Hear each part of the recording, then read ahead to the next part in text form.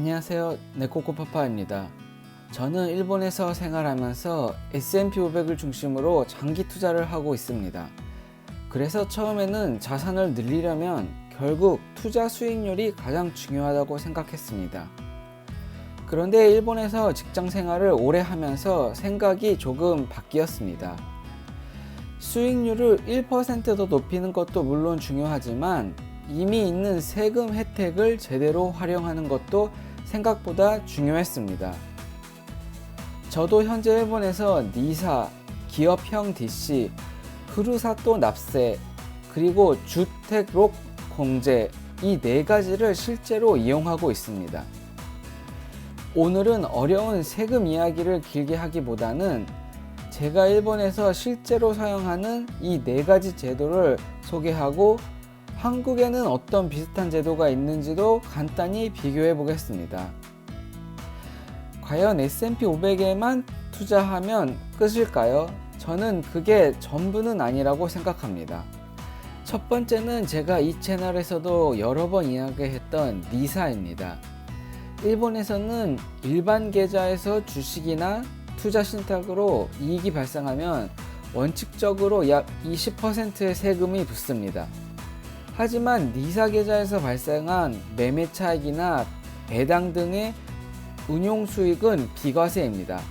현재 니사는 연간 최대 360만엔까지 투자할 수 있고 평생 비과세 보유 한도는 최대 1,800만엔입니다. 저도 S&P 500에 투자하고 있기 때문에 이 니사를 우선적으로 활용하고 있습니다. 예를 들어 같은 S&P 500에 투자하더라도 어느 계좌를 사용하느냐에 따라 나중에 실제로 내 손에 남는 돈은 달라질 수 있습니다. 그럼 한국에는 뭐가 있을까요? 대표적으로 ISA, 개인 종합 자산 관리 계좌가 있습니다. 니사와 ISA가 완전히 같은 제도는 아니지만 투자를 하면서 세금 혜택을 받을 수 있도록 만든 계좌라는 점에서는 비교해 볼 만합니다. 제가 느끼는 가장 큰 차이는 일본의 니사는 투자 수익 자체를 비과세로 만드는 구조가 상당히 단순하고 강력하다는 점입니다. 그래서 저에게 니사는 단순한 절세 제도라기보다 S&P 500 장기 투자를 위한 기본 계좌에 가깝습니다. 두 번째는 기업형 DC, 즉 기업형 확정기여연금입니다. 이건 회사에 이런 제도가 있어야 이용할 수 있는데요. 저도 회사의 기업형 DC를 이용해서 매달 정기적으로 자산을 쌓고 있습니다. 기업형 DC의 큰 특징은 가입자가 직접 상품을 선택해서 운용한다는 것입니다. 그리고 세금 측면에서도 장점이 있습니다. 일정한 범위에서 부담금을 납입할 때 세제 혜택이 있고 운용하는 동안 발생한 수익도 비과세로 운용됩니다. 나중에 연금이나 일시금으로 받을 때도 각각 연금이나 퇴직소득과 관련된 공제를 적용받을 수 있습니다. 그래서 저는 니사와 이 기업형 DC를 조금 다르게 보고 있습니다. 니사는 비교적 자유롭게 사용할 수 있는 투자 자산, 기업형 DC는 노후를 위한 장기 자산이라는 느낌입니다. 한국에도 비슷한 제도가 있다고 알고 있습니다. 바로 DC형 퇴직연금이나 IRP입니다. 특히 한국의 DC형 퇴직연금도 회사가 부담금을 적립하고 근로자가 직접 운용한다는 점에서 일본의 기업형 DC와 상당히 비슷한 부분이 있습니다. 결국 일본이든 한국이든 회사에서 이런 제도를 제공하고 있다면 그냥 월급만 보는 것이 아니라 회사가 제공하는 노후 자산 제도까지 확인해 볼 필요가 있다고 생각합니다. 세 번째는 투자와는 조금 다른 이야기입니다. 바로 일본에서 아주 유명한 후루사토 납세입니다. 여기서 후루사토는 한국어로 고향이라는 뜻입니다. 그래서 그대로 번역하면 대략 고향 납세 정도가 되는데요. 이름만 들으면 자기가 태어난 고향에 세금을 내는 제도처럼 들리지만 실제로는 꼭 자신의 고향이 아니어도 됩니다. 내가 원하는 일본의 지방자치단체를 선택해서 기부하고 일정한 조건과 본인의 한도 안에서 세금 공제를 받을 수 있는 제도입니다. 한도 내에서 제대로 이용한다면 기부금 중 2,000엔을 제외한 금액이 소득세와 주민세 공제 대상이 될 수 있습니다. 그리고 후루사토 납세가 좋은 이유가 하나 더 있습니다. 지방자치단체에서 여러 가지 답례품을 보내줍니다. 저도 매년 후루사토 납세를 이용하고 있는데요. 저는 화려한 고급 식품보다는 실제로 가족이 사용하는 물건을 주로 선택하는 편입니다.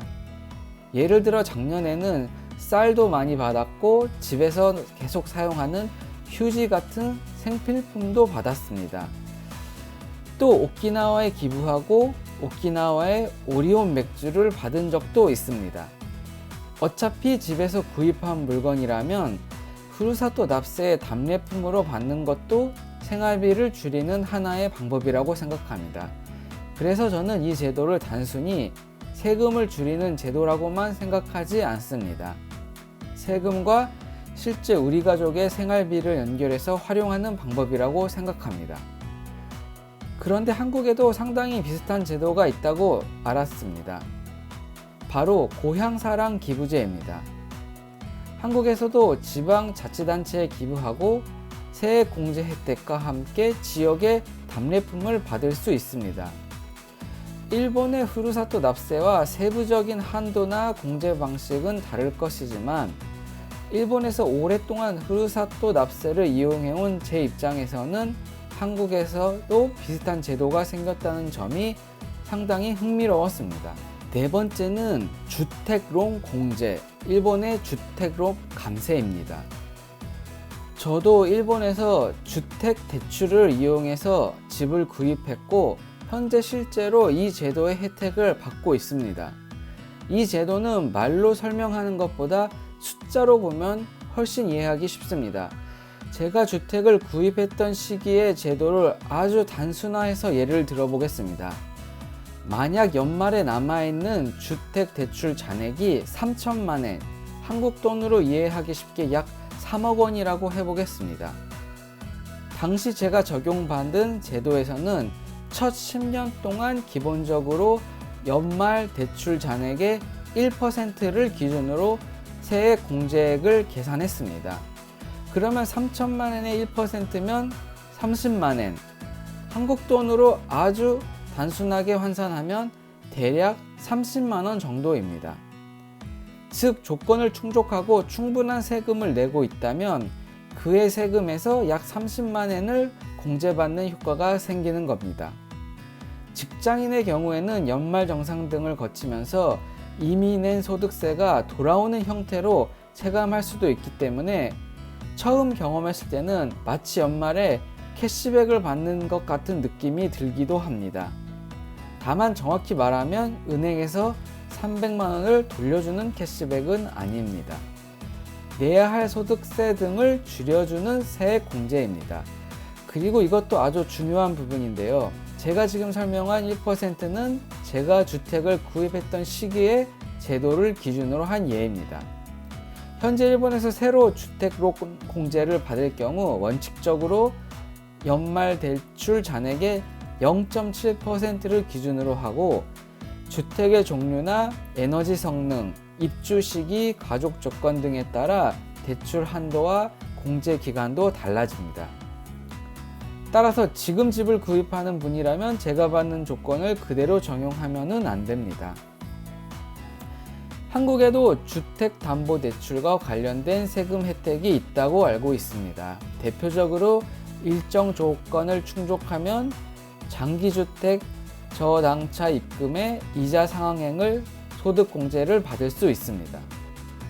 일본과 한국의 계산 방법은 상당히 다르고 제가 한국의 제도에 그렇게 자세히 알지는 못하지만 두 나라 모두 집을 구입해서 장기간 주택 대출을 갚는 사람에게 일정한 세제 혜택을 준다는 공통점이 있습니다. 저처럼 매달 주택 대출을 갚는 직장인 입장에서는 투자로 1%의 수익률을 더 올리는 것도 중요하지만 이런 제도를 제대로 알고 이용하는 것도 가계 전체로 보면 상당히 큰 금액이라고 생각합니다. 오늘 소개드린 내용을 간단히 정리해보면 첫 번째는 니사, 투자 수익에 대한 세금 부담을 줄이면서 장기 투자를 할 수 있습니다. 두 번째는 기업형 DC, 세제 혜택을 활용하면서 노후 자금을 장기적으로 만들어갈 수 있습니다. 세 번째는 후루사토 납세, 세금과 실제 생활비를 연결해서 활용할 수 있습니다. 그리고 마지막 네 번째는 주택론 공제, 주택대출을 이용하고 있다면 세금 부담을 줄일 수 있는 경우가 있습니다. 한국에도 ISA, 퇴직연금 DC와 IRP, 고향사랑 기부제, 주택담보대출 관련 소득공제처럼 비슷한 목적의 제도들이 있습니다. 물론 어느 나라 제도가 더 좋고 단순하게 비교하기는 어렵습니다. 조건도 다르고 계산 방법도 다르고 무엇보다 개인의 소득이나 가족 상황에 따라 받을 수 있는 혜택이 달라지기 때문입니다. 하지만 제가 오늘 이야기하고 싶었던 것은 하나입니다. 저도 S&P 500에 투자하면서 매년 수익률이 몇 %인지 굉장히 신경 쓰입니다. 하지만 자산을 만드는 방법은 수익률을 높이는 것만 있는 것은 아닙니다. 내가 받을 수 있는 세금 혜택을 확인하고 회사에서 제공하는 제도를 활용하고 생활비에서 아낄 수 있는 부분을 찾는 것도 결국 장기적으로 자산을 만드는 하나의 방법이라고 생각합니다. 저는 앞으로도 S&P 500 중심으로 투자를 계속할 생각입니다. 하지만 그와 동시에 니사, 기업형 DC, 후루사토 납세, 주택론 공제처럼 제가 사용할 수 있는 세금에 관련한 제도도 최대한 활용할 생각입니다. 여러분은 이러한 세금 제도를 몇 가지 이용하고 계신가요? 일본과 한국에서 실제로 이용해 보신 제도가 있다면 댓글로 경험을 알려주시면 저도 참고하겠습니다. 오늘도 시청해 주셔서 감사합니다.